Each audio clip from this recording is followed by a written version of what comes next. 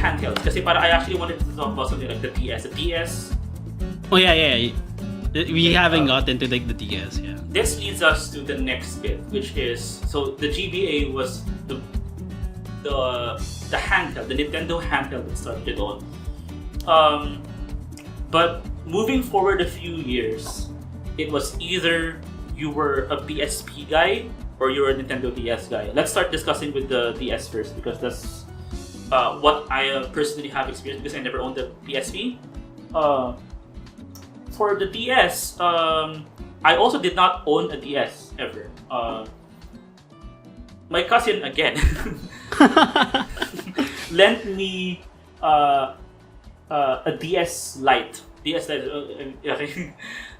The discussion about how many individual DS models. There's so many versions. That's another discussion for another day. But okay, so it was a white Nintendo DS Lite. It came with a few games on it. I will not specify what the method of delivering games was. Just so that we won't get in trouble. Yeah, sure. In short, in case of an investigation by Oh, any federal no. entity or similar, I do not have any involvement with this group or with the people in it. I do not know how I am here, probably added by a third party. I do not support any actions by the members of this group. As long as that's somewhere in the audio, that's fine. God damn, that's the trademark. The Exile Silver Copy Pasta. I don't know where Ben got it from. Same, like, where did he even find I should ask Ben where he got that from. Anyway, so yeah, I had the DS Lite with a bunch of games loaded on it. So my very first DS experience was The Legend of Zelda: Phantom Hourglass. Oh. And it completely changed my view of how games were played. It's like, wait, why isn't the D-pad not working? An interesting thing with Phantom Hourglass specifically was that you couldn't move with the D-pad. Yeah. You had to touch your screen, and I'm like, it was really weird, yeah. So imagine how old was I during this time? Maybe this is like late LM, I guess, late LM. It was around 1 year after the DS was released, I think. So yeah, so imagine me and then like, oh, stylus, cool. But actually, that was one of the biggest selling points for me about the DS. Was like, oh yay, stylus, I can just do this. But the moment where I like clicked on the screen, and then Link moved. Yeah. Where you would touch the stylus, that was like magic. Definitely. It completely blew my mind at the time. Like, oh, we can do this. Yeah, that was a really interesting game. Was a revelation, and I personally prefer like tactile experiences like that over like, high performance games, which is why I was always on the Nintendo side of the DS versus PSP debate of the time. Because the DS was so unique in that I can do things with my styles that I could do in other it's like, diba, you had the Game Boy, and like, wouldn't it be nice for you to like just press something on the screen? Things. Yeah. So and the DS made that a reality, and that's like so. For kids of that age, it was like magic. Yeah. Yeah, I feel like there's also something to note. Like most, I think it was Mark Brown he discussed about how our controller designs are shaped by the games we play and how they shape the games we make.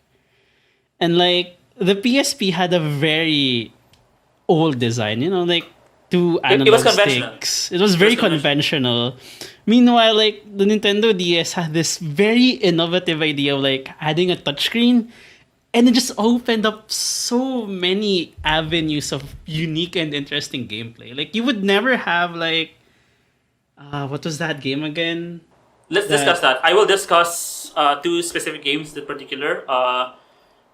Three, because I'm not done talking about Phantom Hourglass yet because Trauma Center. There you go. You would never have Trauma Center. We will eventually talk about Trauma Center. Yeah, like Trauma Center, I feel like is really interesting, and also you would never have The World Ends with You. Okay. Four games. Let's talk about The World Ends With You. Okay, which game do you want to start with? Let's start with Phantom Hourglass first. Phantom Hourglass, Sure. since that was my first exposure to the DS, period. That introduced to me a lot of functions for the DS. It had, I mean, to me, Phantom Hourglass was like the launch title. It was like the Breath of the Wild for the DS. Right. Like, I don't think it came out at launch. Hold on, I'm gonna look it up real quick Yeah. just to see how late the game came out compared to the launch of the DS. This Yeah, came in 2007. So DS came 3 years after the DS released. So it's not a launch. So it was definitely, it had enough time to basically like be molded in the design philosophy of the DS. Yeah. Also, the DS is 16 years old. Oh my god. Wait, that was in 2004. 2004. Oh my god. It's going to be legal in 2 years. I so much associated the DS as being so 2007 that I didn't. Yeah. Man, the DS lasted for a decade. Yeah, It was discontinued in 2014. Oh wow. Okay. You're totally fair in thinking it was a 2007 thing, given that long of a lifespan. That's literally in the middle. Well, not literally in the middle. It was somewhere in the middle of its lifespan. Yeah. Before the 3DS started being a thing. Yeah. Yeah, and like during that time, it wasn't really challenged by anything. Like, sure, there was a PSP, but Let's talk about the PSP later. yeah, Kasi I know that there's a lot of people who like really grew up with the PSP and their experiences were just important also. yeah. It's a different game. It's a different setting. We're not saying that And- the DS is better than PSP. It's just that the DS had such an effect on our lives specifically. Yeah, definitely. It's what we grew up with, so we have the most experience with it. Yeah. And like, but definitely, like, wait. Let me just ask, like, back in high school, I guess, when the DS was a thing, did you know more people who own the DS or the PSP? Actually, More PSP. oh, that's weird because I knew more people with the DS. So- Or rather, I was more aware that the PSP was more popular in the high school crowd. Whoa! But here's an interesting shift. But the more nerdy you were, the more you were likely to own a DS. Not the Yeah, other way around. I It thought did feel like that. it almost felt like that. Kasi akala ko nga nung una na the people who were more into video games were likely to be on the PSP side of things. But no, they Yeah. were more likely to own a DS, or more commonly, they were more likely to own both. I did know a lot of people who own both, but at least for my side, I feel like a lot more people had the DS, which like really, I didn't own the DS either, so it really, so it really opened me up to like emulating, and one of the first games I did emulate was like Phantom Hourglass. I really like Zelda too, like man, there's just something about cell shaded Link. This is why I am very partial to cel shaded Link. Yeah, like it's like really good. Like the DS isn't really like compared to the PSP. The DS isn't really like graphically amazing, right? It's such But a it makes up low for res it in screen. such style. Yeah, it's like really stylish. Just like Phantom Hourglass was like, god damn, the style oozes out of every corner of the game. Like I remember there's this one time. No, I remember a mechanic where you can write notes. Yes. Oh yeah. Oh nice. I was just about to talk about that. Like, dude, just I was just about to talk about how you can literally write your course down. yeah, like just literally writing. You can draw on stuff. the maps. Yeah, like literally like writing. Oh, there's a treasure chest here. or I need to go back here. The solutions are sometimes rigged so that you have to write on your map because you can only see them once. Yeah.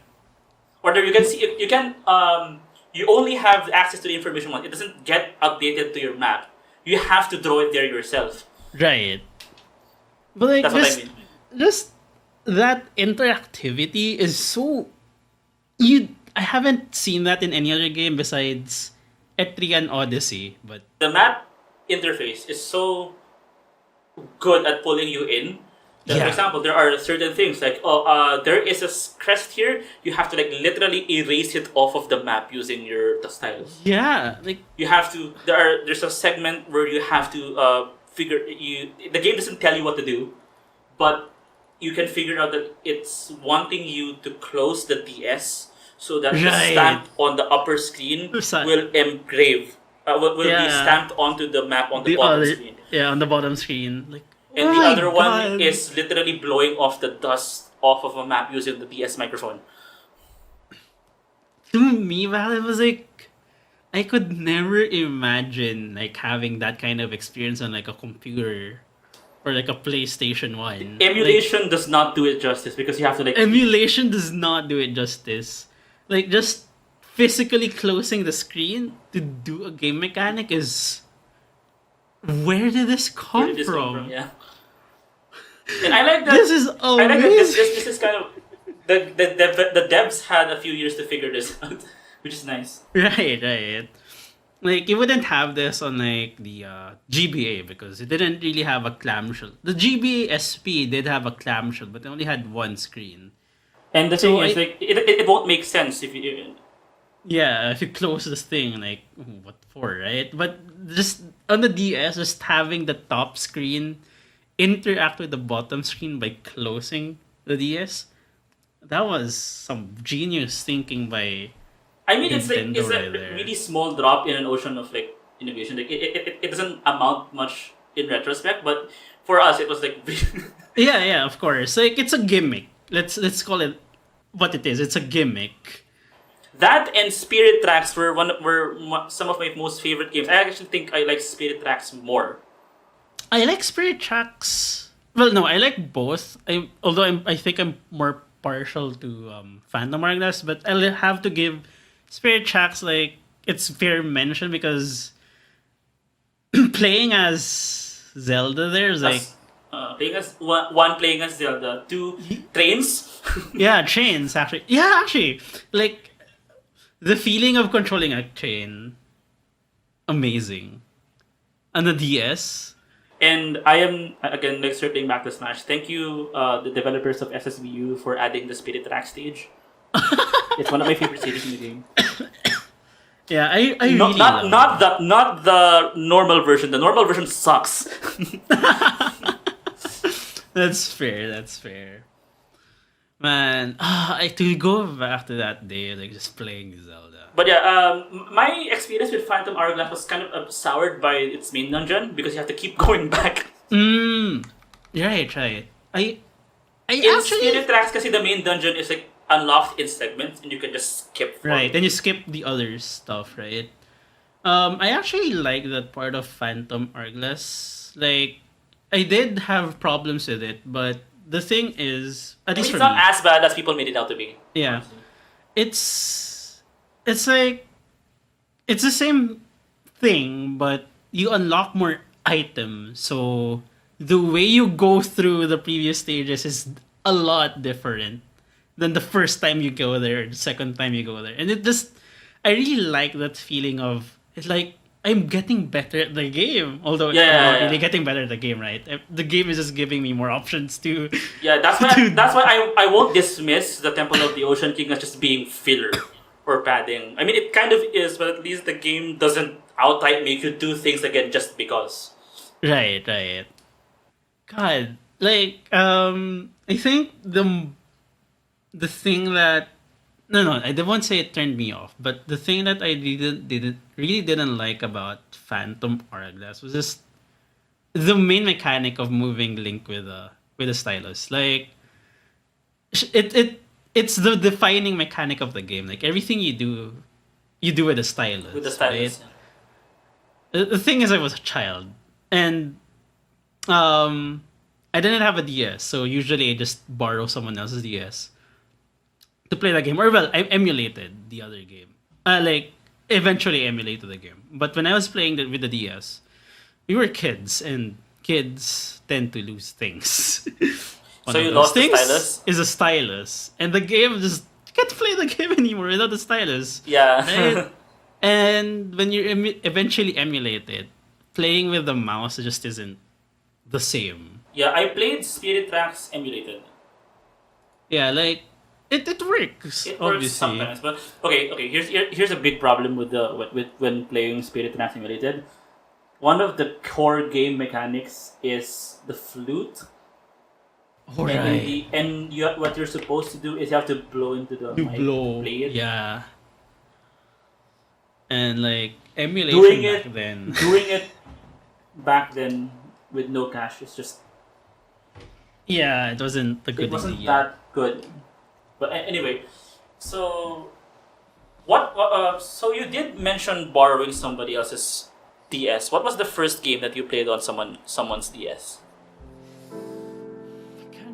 Let me try to remember. I think it's either no, it's not a Pokemon game. Because if it was a Pokemon game, they're like, please don't override my save or anything like that. It's usually a thing. Yeah, because there's only one save. Yeah, I think it was a. It must be like an obscure.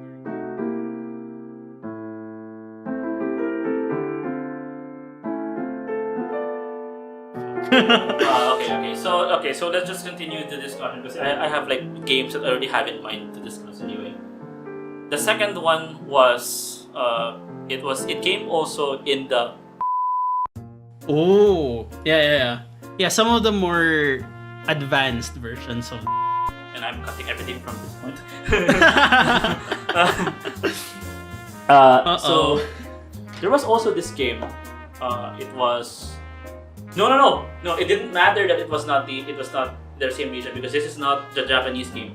This is Elite Beat Agents for the DS. Yeah. The US version of Ostatakai Oendan. Yeah. Oh, Which God. was completely different. I liked the after learning about the history of the game later after playing that game. It was nice that they did this instead of like outright just translating the original game because the licenses would have been like impossible to get. True. So the developers of Oendan did a good thing by completely like redesigning the game for the Western audience. It works. I like the songs. I like the songs that they put on it. It kind of essentially became like the prototype to Oendan 2. Right. But yeah, it was again like extending off of the analogy of wow, these are the things that you can do with the touchscreen. With the touchscreen, right? It's a rhythm game where you have to press circles in time with music.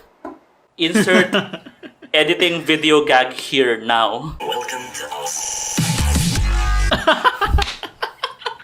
Oh no. Sorry, I edit these things, so I know. True. uh, Well, it's the idea of but it started from this. It started from this game. yeah. And Real games of are course, pretty old. the developer for us at least knew because I mean that's what the game is called Us to begin with, of course. Yeah, right. But yeah, that was very much another like eye-opening thing with regards to like, oh, okay. It was also one of the first rhythm games that I ever played. Wow. This was actually already the time where I started getting into rhythm games because I was already playing Stepmania during this time. I was already like okay. deep into Stepmania and BMS at this time. So I actually never played the Elite Beat Agents myself. Like So I finished Elite Beat Agents on the actual console and then emulated Oendan 1 and 2 afterwards. That was harder. Wow. Playing Oendan 1's final level is very difficult. Very steady go. I That can was just imagine. Yeah. It's just It was okay. pretty brutal. That one's pretty brutal if you emulate it. Also, some of the later stages in Oendan 2 can get really tricky. Yeah, actually. Like I never really played the game myself, but I saw like who was it? I can't remember who was it. I think it was a Pisay person. Like play it. Pisay. Yeah, in Pisay, like in the cafeteria. I'm like, wait, you can do that? What is that game? What why is he tapping these circles in the screen? I don't understand. And like it would be like years later where like when I actually did eventually get introduced to Awesome, like, oh wait, Awesome is that game from It's the that DS. game, yeah. That's It's interesting that we both had that experience of wait, someone actually made a simulator for this game. Oh, that's nice. And then going into the game and realizing that wait, the charts are so hard. Wait, what? Yeah, actually, it's very weird. Like when I did eventually looked at the original maps for the DS. Like the final chart was hard, but they were reasonable. They're reasonable. And then you And look especially because of like how the DS screen is actually pretty small.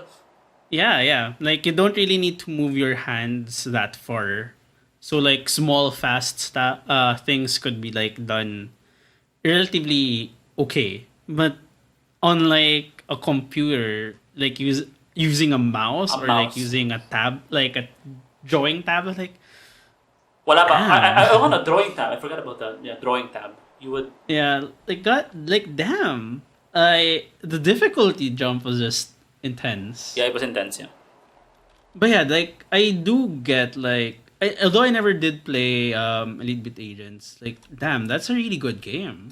But an interesting Like, in thing is that hindsight. like a lot of these games were very interesting to look at in retrospect because both this and Zelda were like the gameplay to this is not complicated, but the thing that sticks with us is the visuals, like the visual style. It's not the graphics per se, but it's basically the way how the visual direction affects like how the game plays.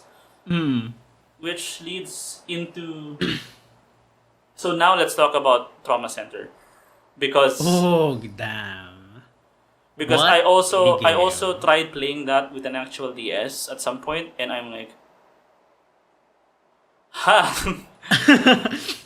I originally played Trauma Center on an emulator, and it was not fun.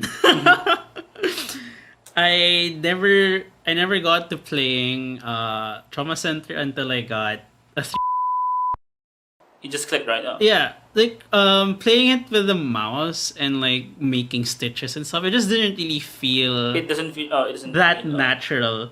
But when you actually have the stylus on hand and just drawing zigzags, it's just so natural. It's so fast. it's so Like- it kind of the advanced operations in this game require you to be that fast with your fingers because like there's so many things that you have to like do. Yeah, you have. It's a very stressful game. It's a very I can AP, say that. It's a very APS heavy game. Yeah, and not only is it heavy like actions per second, it's APS also or like APM. a precision. It's also like a very precise game. Which Yes really, and no. Yes I and mean, no. if you're, You can cheese things. you can cheese, yeah, you can cheese things, but we're assuming we're playing like non-cheesing things. Not Although cheesing things. cheesing things is fun, but I didn't know the cheeses back then. So But for also, me, like, especially because if you want to like get into the really advanced parts of the game, you can't do that anymore Yeah. because you have to be aiming. You have to be playing for a score. yeah, actually, that's the important part. Like, you can just play the game clearing things, but you can also play for a score, which I remember really completely like requires sucking things. at Trauma Center because I could never get A's, and once I get past a certain point, I can't get A's anymore. Yeah, yeah, that's something. Also, right? that being said, I am going to say this on record. I have not beaten Under the Knife 1. Oh, I am stuck at the final chapter of the game. I cannot beat the game. I was To be not able fair- to. I was not able to beat Under the Knife 1. god damn! Like, yeah, actually, I was gonna talk about its difficulty. Like, The first game was annoying because there was only one difficulty. Right, right. And that difficulty was like, it starts okay, right? Just introducing you to the game. And then it just spirals out of control with how so many things you need to micromanage. It felt like a throwback to The last three guilt strains yeah, are it well, just felt like, that's the last yeah. three. Treaty and the last three strains. Treaty is Yeah. that's why for like seasoned trauma center players, show them this triangles with like spikes in between them. That's trauma. Trauma inducing center. God, yeah. Oh Lord. To be fair, like some of the surgeries are just so absurd. Like there's The no bomb way mission. the patient. There's The no bomb way the mission. patient. Yeah, there's no way the patient is gonna get out of this alive. But hey, we're gonna do it anyway. Cough, Savato cough. But hey, we're gonna do it anyway because Savato is just right? anime villain at this point, like because of how ridiculous Savato is. Yeah, it's like what? But it's still a great game, and it's really a game that wouldn't have happened without the DS. Like Look, it's an Atlas game. It's not an Atlas game without it being like completely balls to the wall crazy and so. True. But like, I did play this with the mouse, right? But you just really can't be as fast and as precise Can't be as fast, yeah. with a mouse. And this is a really like unique game. Like after the 3D, was there a 3DS Trauma Center game? I think there was. There were 2 games for the Wii, which the first one, no, 3 games for the Wii. Second Opinion was a remake of the original game. Was the a remake of the DS game, but they replaced the fucking annoying last chapter of this game with something else because of how bad the original last chapter of this game was. Yeah, the real game was. They made it better. Second Opinion's final chapter is a lot better than Under the Knife's first chapter, last chapter. Oh god. Oh man. Actually, that's something I'm weirded about. Like, so for people who don't know, the original last chapter to Under the Knife 1 has you basically go on some ship in the middle of the ocean where there are guilt patients, or they're all kids, they're all guinea pigs, and you have to like operate on every single strain. So basically, what happens in Second Opinion, the remake, is that the last chapter of that game assumes that this already happened. So you still do that, but you don't get to actually do that anymore. So what happens is the final chapter takes place after that. And especially God bless. Yeah, TBH. since the new gimmick behind Second Opinion, that's why the game is called that, is because there's a second playable character, Naomi. Yeah. There's a second playable character, and the alternate final chapter to the game is so good because you have to keep alternating between them for each mission. Because that before this point, you can only play as Naomi in the interlude missions in between chapters. But now the final chapter, you're both together, and in the final operation, you switch between each one. Which Amazing. Spoilers, the final operation, you must trigger the healing touch twice each. So one for each. So you trigger Derek's healing touch to completely stop time, and the other for Naomi's healing touch is to completely stop the vitals from going down. Because you will need both of those Satan abilities in order to proceed. True, very true. Because again, Savato is anime AF. It's a fitting final confrontation against like a pathogen that's so weirdly overpowered and like what is this? Like, Savato is still one of the most ridiculous enemies that you can fight in a video game, I think. In a video game, yeah. It's just really weird. It's very over the so top. It's over very the top. Atlas. So that's the first Wii game. The second Wii game is a completely new story. It's called New Blood.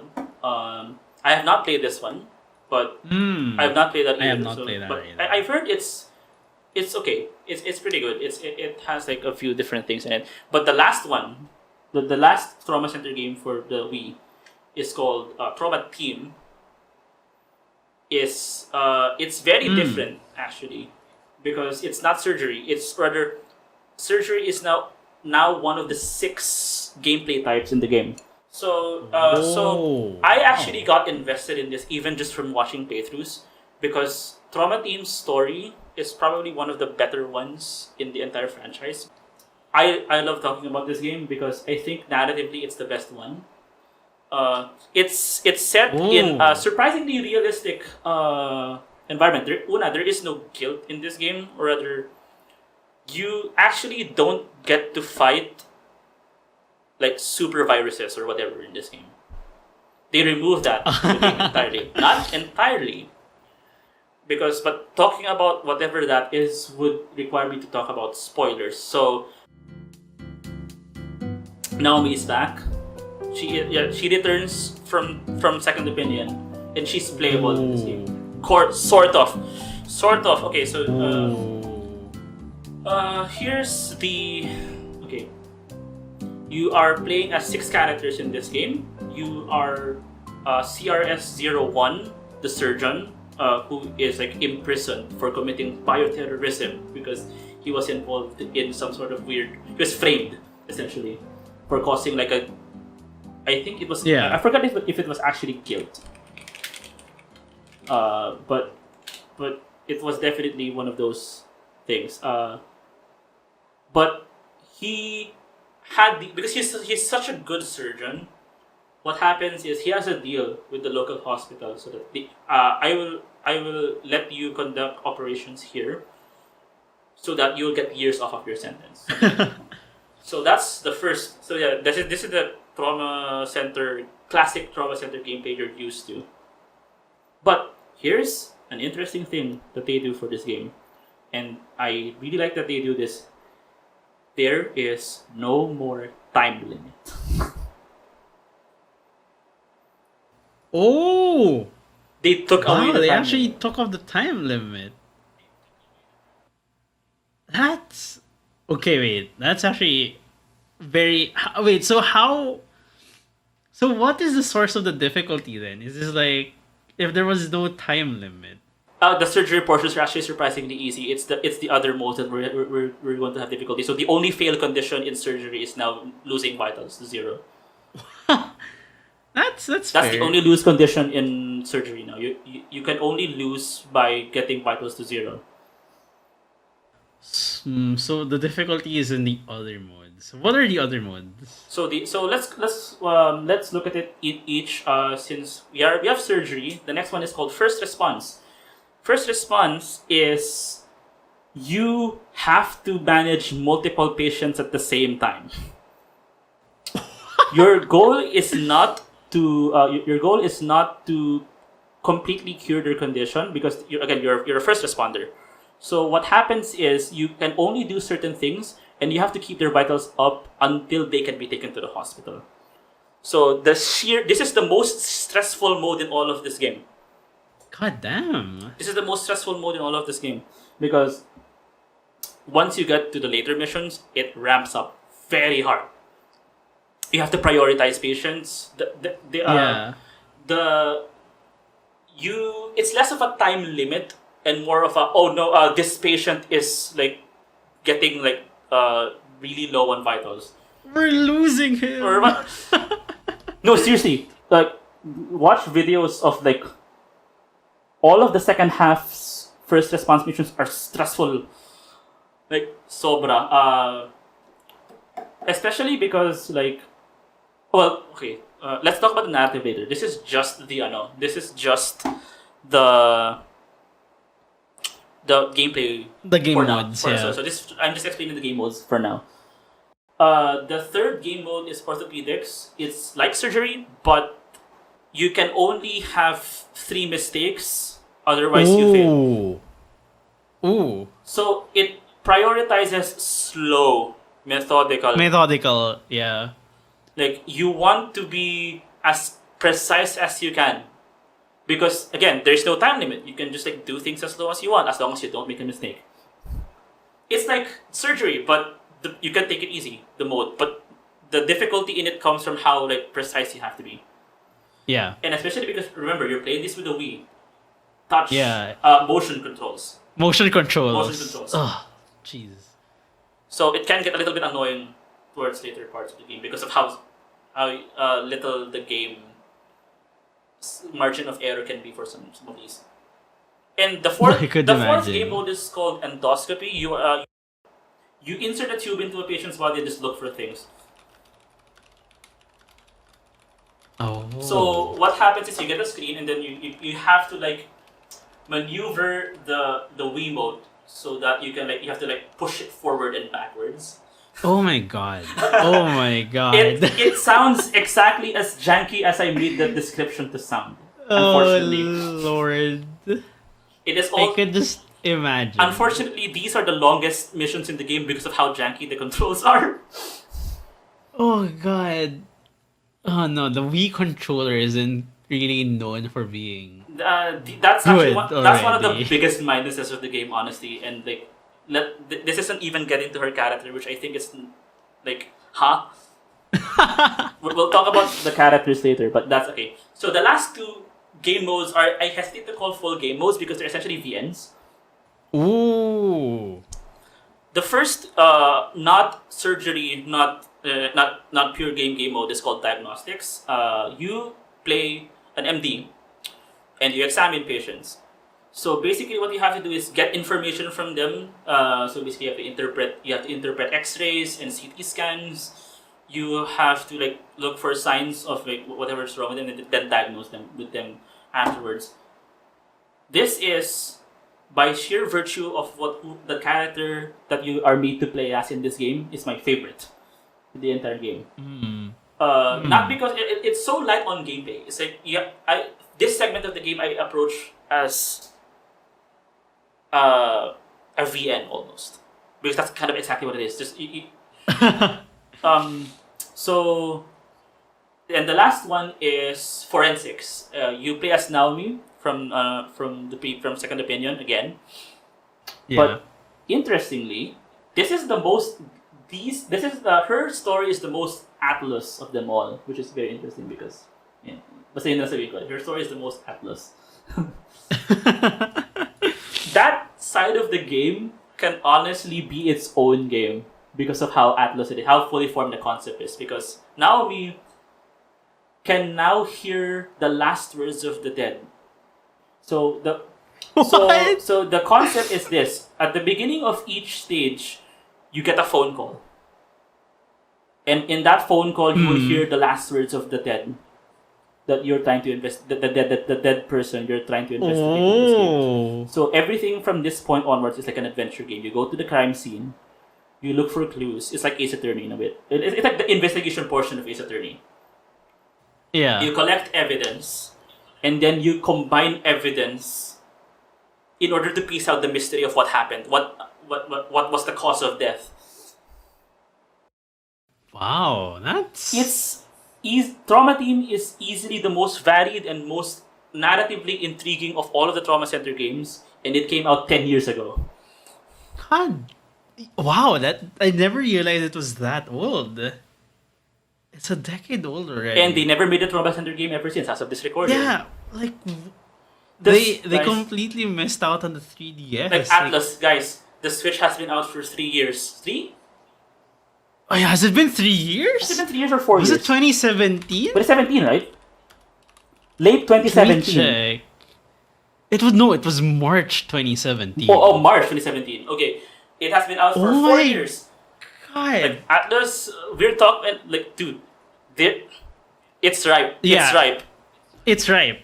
Like, I can definitely think of a lot of like ways to adapt the Trauma Center gameplay to the Switch. It's not that hard. It's not that hard. Yeah. Also, Trauma Team is one of the games where I will fully say this in extreme confidence. Play the English dub. Play the English dub. It is miles better than the Japanese audio. Even though the game is originally made in Japan and originally featured a Japanese dub. I do feel like Nintendo has a lot of games that were localized really good. it's more of, I think the story for this game makes only makes sense More. if you dub it in English, because one, it's set in the US. Yeah, actually. Also, it's like everything that happens in the game is so. It's Hollywood as fuck.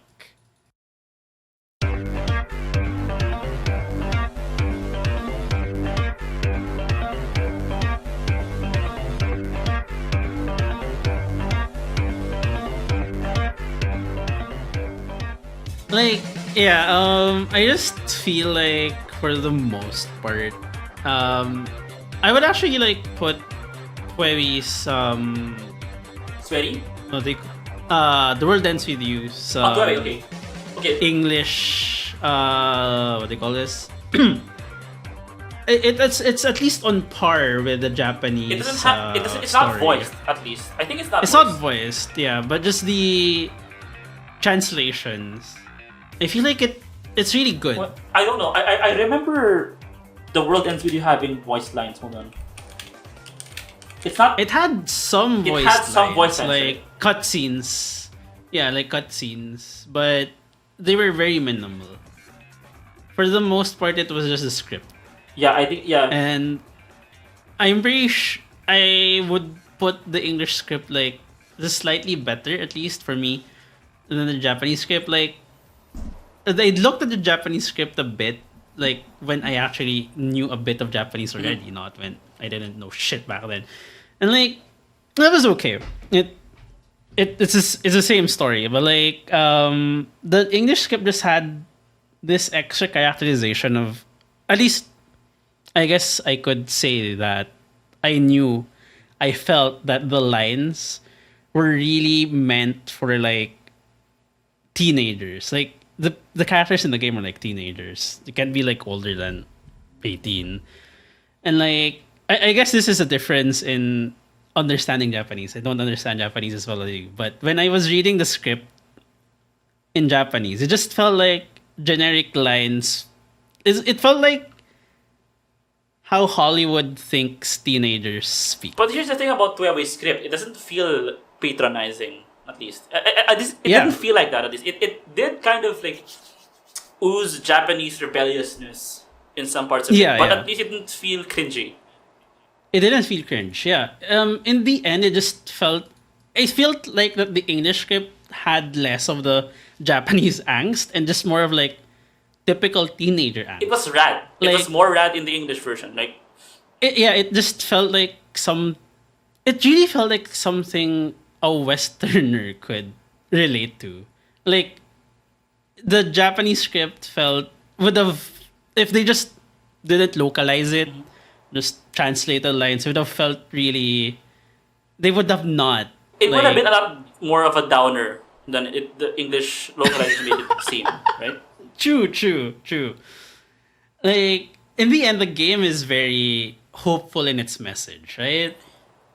I guess it's more of like that game is more of like you can't really make it through life on your own kind of message, right? Yeah. Hence, that's why I really like the title. The world ends with you. Like, they meant it literally. Like, I didn't get what the title meant until it was introduced. It was like name dropped in the game. Yeah, it was an amazing moment at that. Like well, here's the thing, because the Japanese title of this game is It's a Wonderful World, right? Right.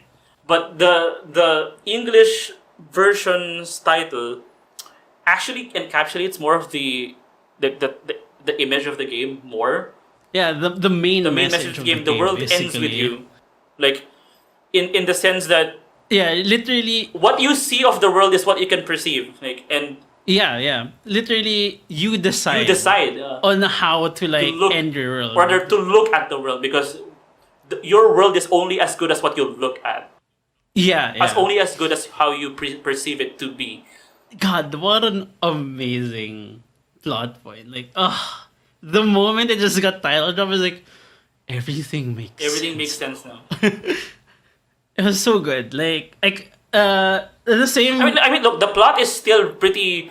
How how do I say, very off the wall. It's still very bonkers as it is because of the LOL Reapers. Yeah. But Yeah. it's so very anime because of like, oh, you have 7 days and you have to basically fight to the death? Question mark.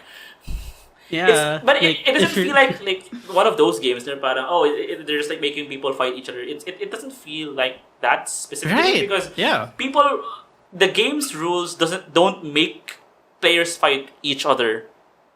Yeah. In fact, Yeah. you have to pair up with someone in order to even play the game. Yeah, you can't survive You can't alone. survive alone. Like the most basic rule of the game is like you have to pair up with another person to like beat the enemies, and if you don't pair up with someone, You're disqualified. You're can- disqualified. So parang, yeah, you either get disqualified or you die due to the enemies, due to the noise. it's the noise, yeah. Like, and even then, like, the missions themselves for each day, they didn't really like tell people to kill each other. Yeah, no, like, players to it's kill each not other. it's not inspired by the whole battle royale Yeah. thing that so permeated Japan around this Yeah, time. like, This was 2007, and I think that kind of aesthetic for games didn't really take off that much. When was 999? Wait, 999 doors. 2009. So it came out 2 years after The World Ends with You. 2 years after. Yeah, it came out 2 years wow. after The World Ends with You. So games like that, like the Zero Escape series in general, or I hate this. I hate to Yeah. say the name of this game, but I have to say it. Danganronpa. Hey, why do you hate to say the name Because of the game? it attracts people. That's fair. Danganronpa has a rabid fan base. I mean, it's a bit deserved TBH. The game is good. I've played, although I've only played like the first game. I haven't. You have to like completely like this. You have to completely. What's it called? Suspend your disbelief for True. because of how Like- complete. It's really weird. Like when I was playing 999, I didn't need to suspend my disbelief as much as I Yeah, needed because to like for 999, Danganronpa. 9 persons, 9 rooms. Sorry, 9 doors, 9 hours, 9 persons, 9 doors. Yeah. Is a completely. I like the game in isolation. Like even as its own standalone thing, even if you don't count the rest of the Zero Escape games, as its own thing, it's Yeah. really good already. It's a very like nice like mystery game. True. But the interesting thing about it is that it's like a mystery game where the primary objective is to survive, and you're kind of like trying to like prove a point that something about nature of humanity, etc., etc. But the thing is, This is a huge spoiler. Warning. This following section contains major late game spoilers for 999. 9 hours, 9 persons, 9 doors. Please be advised. a key plot twist of 999 was that you don't actually have to kill each other. Yeah. All the doors would have been accessible if nobody dies. Yeah, that's the most amazing thing about it. Like the major plot twist is that they didn't say there was only One 9 door. exit door. They didn't say there was only one 9 door. And then like what? What? we didn't say there was. Oh, Oh yeah, there's also the matter of the Q door, which is another thing entirely. But that completely stumped the English localization team for the most part. Like, wait, what?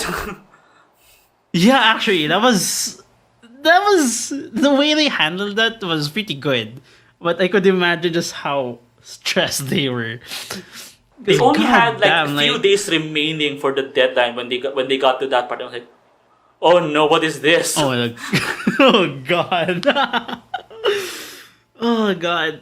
What a great game. I actually just replayed 999 a few Did you weeks play ago. the Nonary Games version for the PC? Yeah, I did play the nonary. Yeah, I played it on the PC. Because I couldn't be bothered to like take out my 3DS. Also, I have it on Steam. I bought it on Steam like all the games on sale, I think. So I was like, it's on sale, might as well get it. And I replayed it. And it's pretty much the same game. This looks a lot better now. Although the final game is it kind of loses its what's it called? It loses its novelty if you play it with the PC port because they change because due to reasons they have to change the final puzzle.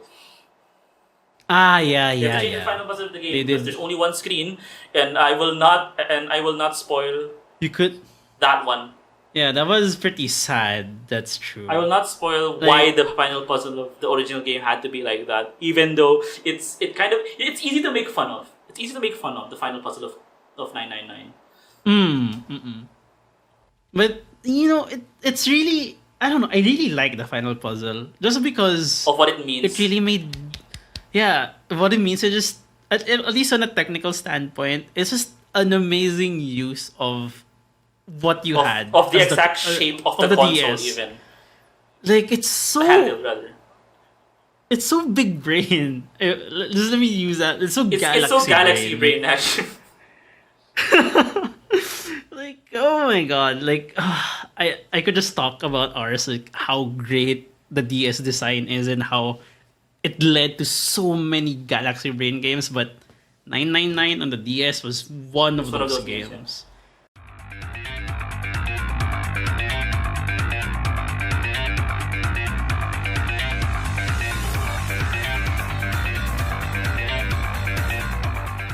Intermission.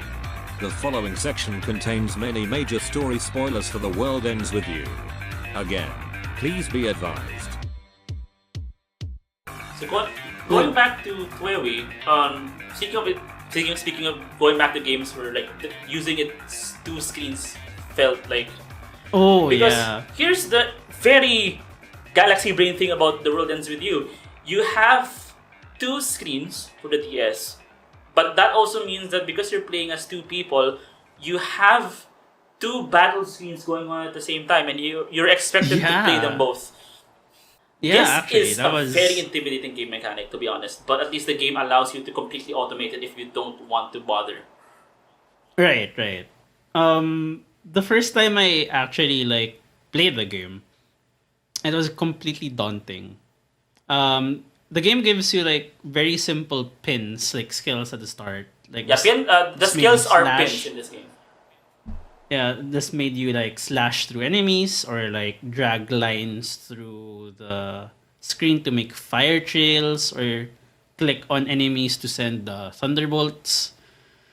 And it's a good introduction to the game. But the problem was with the partners. Shiki, the first partner of the game, well, you get multiple partners in the game, surprise, spoiler. Shiki's mechanic was you. Wait, was Shiki the one where you had to match shapes? No, that was was Beat. Beat, right? And Joshua's was you need to Match card suits. So Shiki's Arrows, I was think. you need to. Was I it think arrows? It was arrows. I forgot what it was. Okay. Yeah, that was the problem. Was like each partner had a different mechanic, and I felt like that gave so much of the difficulty of the game. Like if you could just focus on the screen, on the bottom screen where you just control Neku with the But here's stylus, the thing, the game wouldn't be as it's, hard. It's absolutely valid to play It's this absolutely game valid, with but only the bottom screen. yeah, but I feel like the difficulty like disappears when you do that. Like I say, if you could automate the partners, right? But automating the partners just make them do pretty paltry damage because they don't really It's do less damage and more that you you can focus on the the stylus so you can deal more damage with Neku. you're not able to do some of the synergy mechanics if you Yes. you automate it because there is a green light puck that travels between the screens. between the yeah. Oh yeah, okay. And Sorry. So yeah, I'm looking at go, the go. gameplay for Shiki now, and yes, it is arrows, but you're also right in that it's also like the clairvoyant symbols cards. So you have to Yeah, match the there you cards definitely, but you have to. So we had both halves of it because I remember pressing arrow sequences to get to the card you want, And you remember just the cards. Yeah. Okay, so we had. I just remember the cards. Okay, you just remember the cards. I remember the arrows. Okay, so it's both.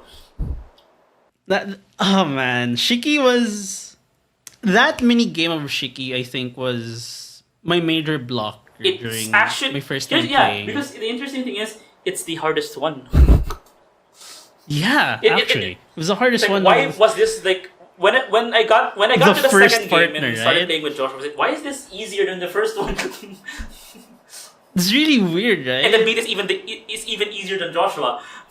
Yeah, Beat is pretty brain dead as a mechanic. I'm like, but why was Shiki's the hardest, and why is Shiki's the first partner? Like, couldn't you have shuffled the partner mechanics of it if that was the case? Yeah, but Like, that was such an intimidating start.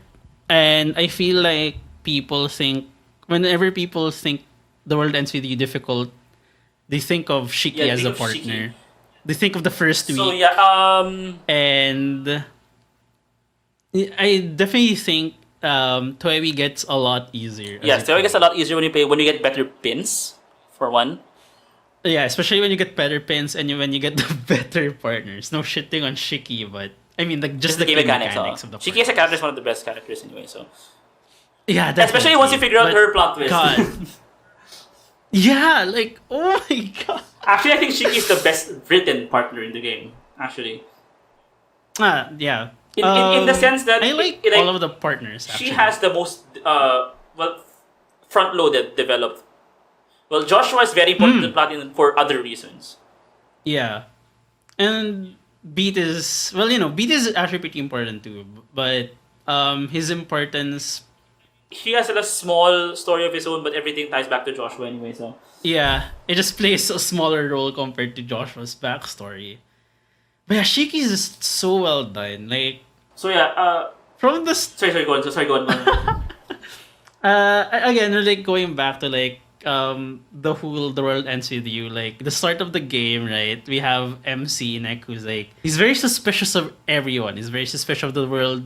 He doesn't trust everyone. He doesn't trust anyone. Doesn't trust anything. And then we have Shiki who's like, hey man, we need to do this to survive. Why can't you just trust me for a bit? And like, like a first playthrough of that game, you're like, oh well, she's trying to be helpful. But once you actually learn of the plot twist, like everything she says on the first week just gets recontextualized. And it's wow, why is this game so written so good?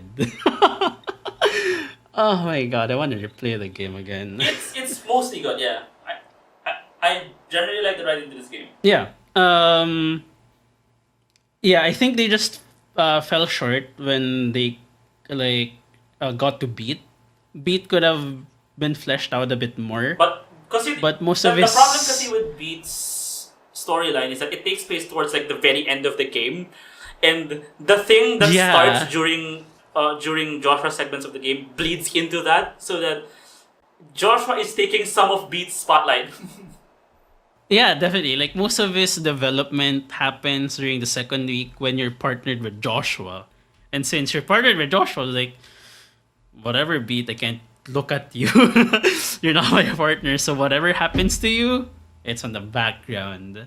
And when we did get Beat as partner, everything is just falling apart. Like what the hell is happening? And that's basically like near the climax of the story, so they couldn't really like push in any more of Beat's character story, which was pretty sad since I really like Beat and Rhyme's dynamic, and their story was actually like it's really sad, and like knowing of their backstory, and it just gives context to why Beat is such an asshole during the second week.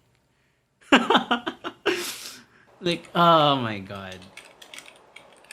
But yeah, going back to the gameplay though, like, something I also liked about the partner mechanic is it's not just mashing buttons. Like some people would think, oh, I could just if I don't want to auto it and because I want to get like the maximum value, I could just mash buttons, right? Or at least mash buttons while doing the mechanic. But no, it's not like that. There's also like modifiers to the game, to their mechanic. Like during the first part of Joshua's of the second week, where he doesn't have his beams yet, a major mechanic of him is he could photograph monsters from one side and then flash them to the other side of the screen. That way you could like make all of the monsters go to one side so you could defend.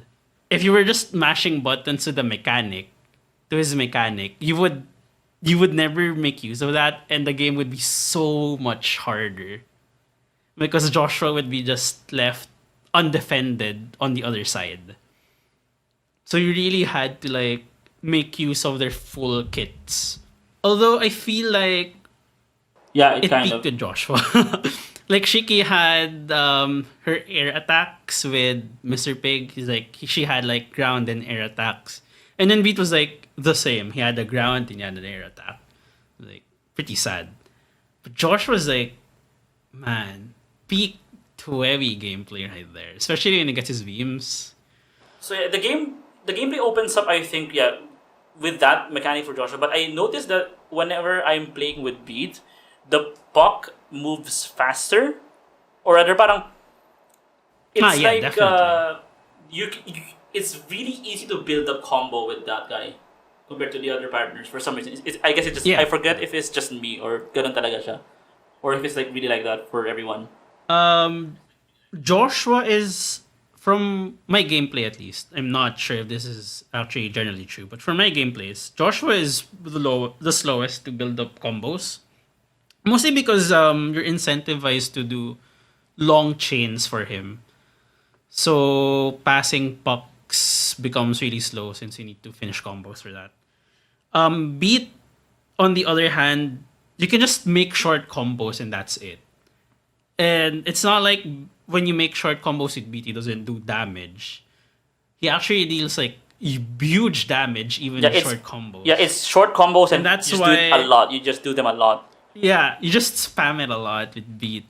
Especially when you're like doing his air strikes, when you make him jump to the air and like hit things on the ground, like wow, this is very satisfying. And yeah, the puck just goes really fast when it's like that. Chiki is on like the middle ground. She has short combos, she has long combos. And I just generally like Beat more than Shiki as a partner with their mechanics. So I don't really play with Shiki that much. Yeah, that puck is actually really interesting. Like the main concept of the game is each screen, the enemies are copied in each screen, like on the top screen and on the bottom screen, right? And for each screen, each enemy has its own HP bar. So like if you had like one enemy copied on the top screen and the bottom screen, it would have like a top HP bar and a bottom HP bar. And both HP bars need to be 0 to like kill the enemy. It would be like easy to just, we're just gonna kill them individually, I guess. Like have Neku beat it up and like have Shiki beat it up on the top side. But since the whole thing about the game is like synchronizing with other people too, you have this game mechanic with the puck. It becomes a mechanic with the black noise. Like, right? Do you need a certain level of the synergy pin in order to remove black noise? The thing with the black noise, the taboo noise, is they have so high damage reduction unless you have the puck with you. Also, so it has to be on your side of the... Yes. So you need to pass. So like what happens is puck passing becomes such an important mechanic when it comes to like black noise, because if you can't pass the puck, if it's stuck in one side, then or like on the bottom side, for example, or just Neku, then you're going to have a hard time killing the actual noise because the bottom HP bar just goes to 0 really fast, but the top part is they're dealing such paltry damage you're gonna kill it so slow. So you need to actually like learn mechanics for both characters. And it matches with Joshua actually, since Black Noise starts appearing during the second week. Wow, Joshua second week just it's just like the week where everything happens. I'm sorry, but it's evident. You're on your phone 24/7. No reply when I text at 10 past 11. And I swear you only tell me what I wanna hear. The real thoughts buried deep beneath the love and fears. I'm in a muddle, lost inside a puzzle here. Honestly, right now I don't really see no love in here. But I saw something in you, something in us. But I can't see a future without the trust. So I'm reminiscing. The way the game was presented, at least, is that as much as possible the game doesn't tell you that there's more than one game. That because like the game's trailers and advertising heavily lean on the you have 7 days.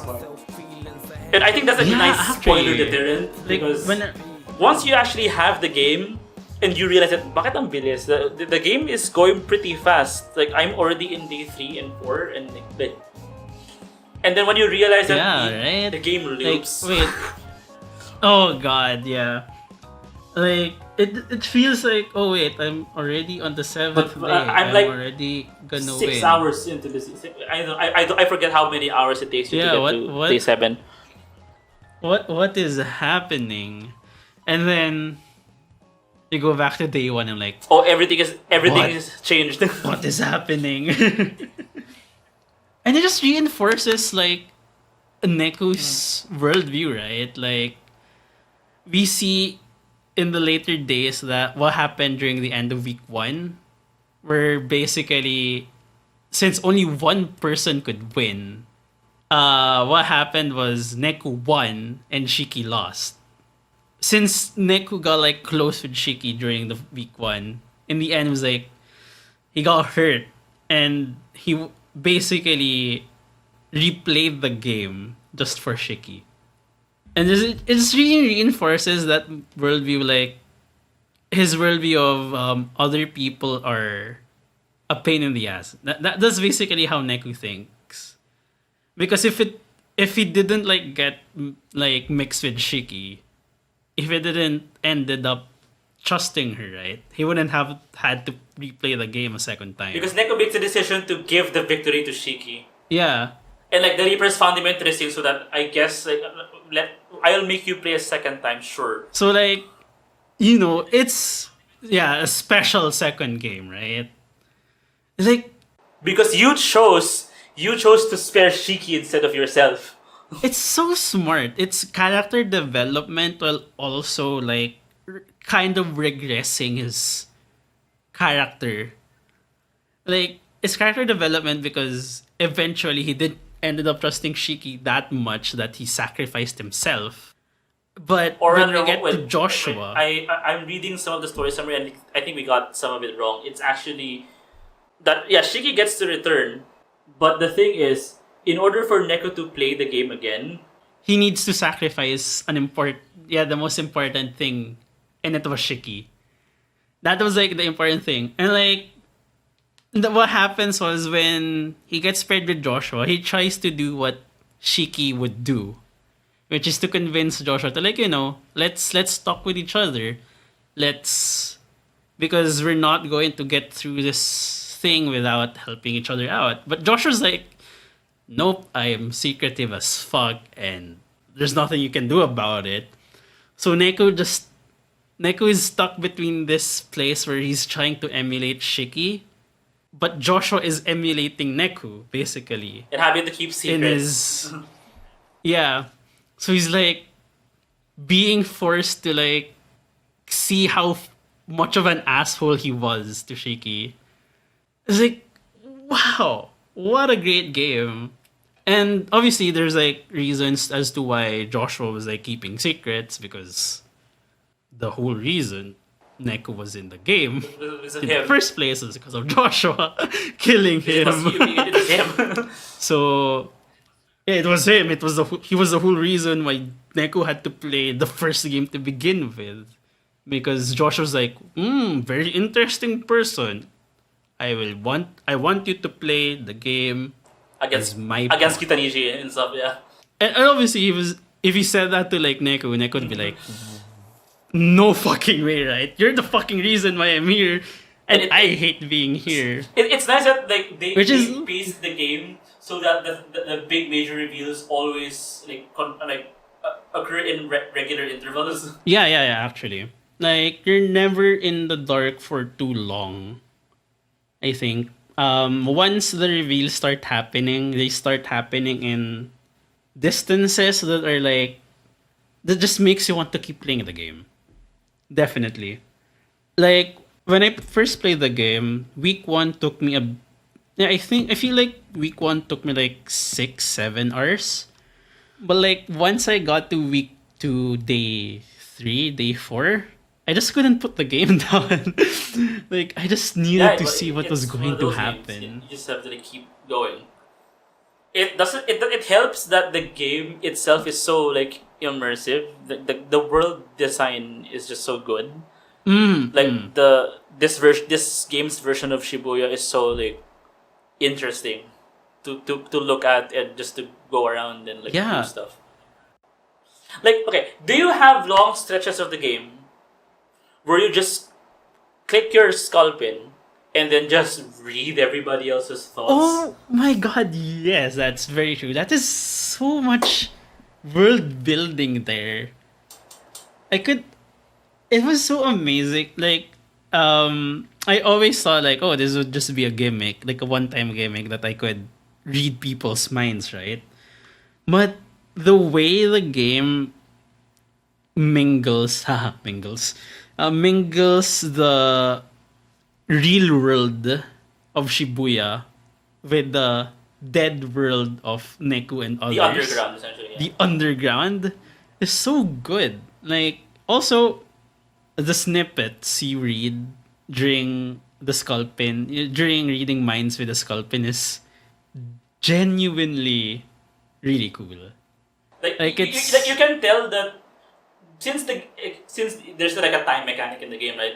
Like if you go back to the same place in a different day, you'll see that there's like stories happening in the background. Actually, like, there's continuity in the people's thoughts. There's continuity. Like, it's not like what they were thinking in day 1 is what they're going to think in day 2. No, like, what they're thinking evolves, and it's not like what they're thinking is always related to like what's happening in the bigger real world. Sometimes it's just related to them, right? The reason behind that is because of course the people who are alive are not aware of Yeah. things that are happening in the underground because it's like a superimposed plane and everything. And so what's happening is like what Neku uses the skull pin for is specifically that I've lost some of my memories, so therefore I need to figure out where everything is, how everything works, and I need to get information from reading people's minds who are alive. Yeah. But the more you do that, the more you realize that you can just like see that things are going on. Like a nice execution of the whole "the world ends with you" idea is that everything is optional. You can choose to involve yourself with this by like going there and like seeing what happens, Right. or you can you don't have to do Right, that. actually. And Like, a lot of the thought bubbles, like the mind things he could read, are really optional. He doesn't really need to do it, but it's just written so well that once you actually read the snippets, you're kind of enticed to read more of them, to like get a better picture of what Shibuya is, or at least what that what's Shibuya going on is. in Yeah. there. It's so cool. Like, some of the characters there have their own storylines, all in just thought They're bubbles. completely unrelated. Yeah. And this is, wow, what a I keep on gushing about the game, but I really like the game because I really played this during a formative time, during my formative years. Honestly, like the bulk of this episode has just been us gushing about games we like. Yeah, that's true. I mean, this can be the theme for this episode. Yeah, Yeah. I feel like I played TWEWY in high school, and that's when I met Gab. met most of my friends. But most importantly, I think high school was the time where I was really most confused, because I was from like a public elementary school where everyone knew each other because everyone lived very close to each other, right? But once I got to Pisay, I was like, everyone is like, where the fuck is Diliman? Oh, the world is so big. Like, my world before high school was like, oh, it's just the barangay. Everyone's just there. We share our games. Like, yeah, we played Pokemon with each other. We played through Beyblades with each other, something like that. And then when I got to high school, I was like, I knew no one. It was so confusing having to like reach out to people then. Like, I didn't know how to reach out to people then. So I took the easy way out of not talking to anyone. Because why bother, right? And like when the Toyu game came on, I was like, bro, that's not how you're supposed to live, bro. How are you going to like experience the world as it is if you're going to limit your own world like that? There's a wider world out there if you could just like reach out to other people. That's like the main plot point of the game, right? Like, Yeah. we're basically seeing Neku open himself up from being this person who's suspicious of everyone, hating everyone, and would rather keep headphones on the whole time rather than listen to the hustle and bustle of the city, to this person who could finally just leave his headphones behind and mingle with his friends and mingle with everyone. And I feel like that's kind of what happened to me in high school too. Like, I learned how to sort of, break open my own shell and talk to other people. And that's why like I gush about it a lot. Like, I wouldn't be talking to you without Gab, for one. I wouldn't be talking to you without Gab either. Yeah, like talking to Gab is like a very big like plot point in our in this IRL story, at least. Yeah, in this IRL story, I didn't own a Wii that was capable of playing it. I have a Wii, but it's thanks region locking, I can only play Korean games on it. That's unfortunate. Again, oh god, Nintendo region. Well, they made up for it with the Switch. There's no region locking. They did make up for the Switch, but it's like Yeah.